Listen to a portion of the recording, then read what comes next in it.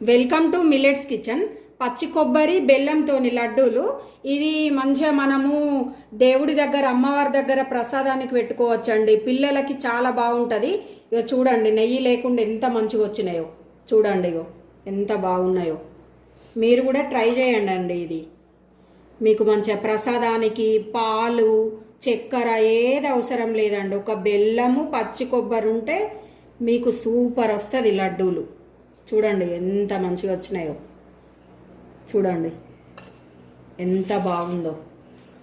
చూడండి రెసిపీ ఎంత మంచిగా వచ్చిందో.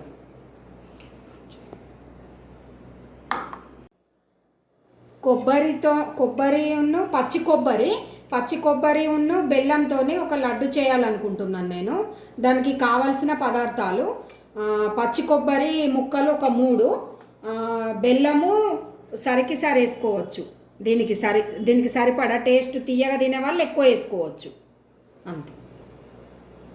ఈ కొబ్బరి ఇప్పుడు మీకు చూపించిన కొబ్బరి ఉంది కదండి, అది మంచిగా ఇట్లా మిక్సీ వేసుకోవాలి. ఒక కొబ్బరే వేసిన, పచ్చి కొబ్బరి, బెల్లం వేయలే, వట్టి కొబ్బరి మిక్సీ పట్టిన, అంతే. ఇప్పుడు అది ఇందులో వేసుకోవాలండి. ఒక గిన్నెలో వేసుకోవాలి. గిన్నె మందం ఉండాలండి. మరీ పల్చగా ఉంటే మనం చేసేటప్పుడు మిశ్రమం మాడిపోతుంది. అదంతా ఇందులో వేసేసుకోవాలి. కొబ్బరి ఒక బౌల్లో వేసేసుకొని అందులోనే బెల్లం వేసుకోవాలి. ఇప్పుడు మనం తురుముకున్నాం కదండి బెల్లం, అదంతా వేసుకోవాలి. ఇట్లా మంచిగా చిన్నగా పల్చగా తురుముకోవాలి. బెల్లం అంతా తురుముకొని 2 ఇందులో వేసేసుకోవాలి. వేసేసుకొని మంచిగా కలపాలి. ఈ రెండు ఇట్లా కలిపేసుకోవాలి. బెల్లం మిక్సీ పట్టొద్దండి, ఒక కొబ్బరే పట్టుకోవాలి. ఇప్పటి బౌలు దీని మీద పెట్టేసుకొని ఇది మంచిగా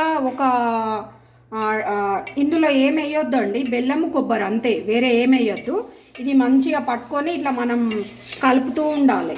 మంచిగా బెల్లం మెల్ట్ అయ్యేదాకా కలపాలండి. ఇందులో విలాయచీ నెయ్యి ఏది అవసరం లేదండి. మంచిగా ఈ 2 కలిపి మంచిగా ఒక 10 మినిట్స్ కలపాలండి. ఎంత మంచిగా అయిందో చూడండి. ఇట్లా రావాలండి, మంచిగా దగ్గరికి ముద్ద రావాలి. ఓన్లీ బెల్లం కరిగితే సరిపోతుందండి. ఇది కలుపుకుంటూనే ఉండాలి. మీరు ఆయంత పొయ్యి మీద పెట్టి మర్చిపోతే అంటే అది అక్కడికే రాదు. మంచిగా కలుపుకుంటూనే ఉండాలి. ఒక 10 మినిట్స్ దాకా ఇట్లా అనుకుంటూ ఉండాలి. ఇట్లా ముద్ద వచ్చిన తర్వాత మధ్యలో ఆపుడు అట్లా లేదండి. ఓన్లీ గంటె మొత్తం ఇట్లా తిరిగేస్తూ కలుపుతూనే ఉండాలి. 10 మినిట్స్ తర్వాత ఇట్లా అవుతుందండి ముద్ద మంచిగా. ఇది ఒక ప్లేట్లో పెట్టి చల్లారనివ్వాలి, అంతే. ఇప్పుడు ఈ చల్లారిన మిశ్రమం ఉన్నది కదండి, ఇట్లా మంచిగా లడ్డు చేసుకోవాలండి.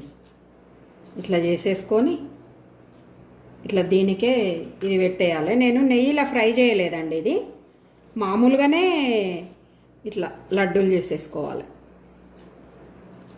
దీనికి నెయ్యి ఏది అవసరం లేదండి.